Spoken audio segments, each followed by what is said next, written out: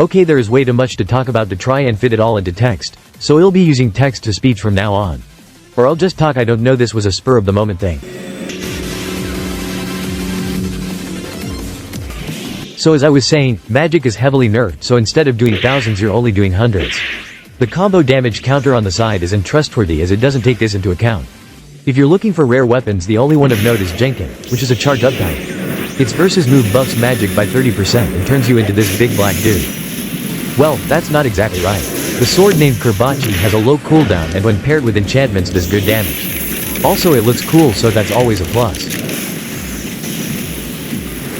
As you can see, I like to use Ice Saber V2. Mostly because other people don't use it. The V move has good range and low CD.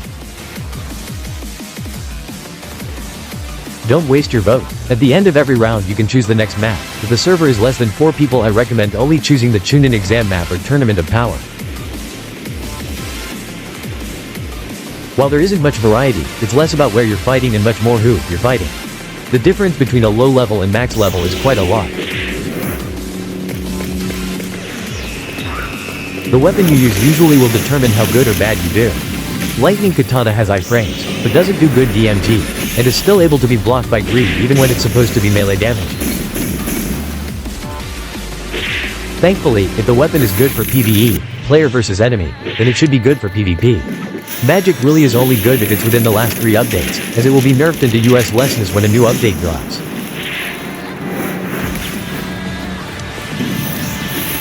Funny enough, there are some bugs, exploits that work much better in PvP than in the main game.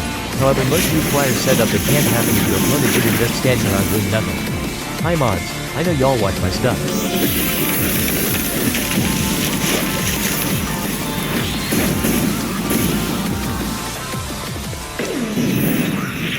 A lot of people in PvP like to use Domain. The easy counter to this is jump and have Greed selected. This will make you immune to magic DMG while you're stuck in Domain. Note: if you recently parried or use Infinity, then Greed will be disabled for about 0.7 seconds, so be careful. I think putting the text box up here is less distracting, so I'll do that. Starting from the Big Waga update, it's now possible to have your defense go to 120%. While I personally don't use the build, it's cool to see people use different strategies and new ways to fight. As you can see, I personally use a fire and ice as my damage healers. Having alchemy at level 175 gives good fire proc damage, and the ice keeps them in place.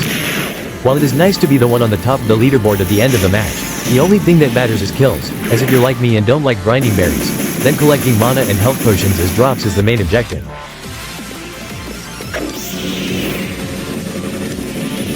Just remember to have fun, you don't lose anything from dying. I will say, if you're under level 100 and aren't good at the game, make a server that only lower leveled players can join. On the other side of that coin, I always get sad when I see servers at level 150.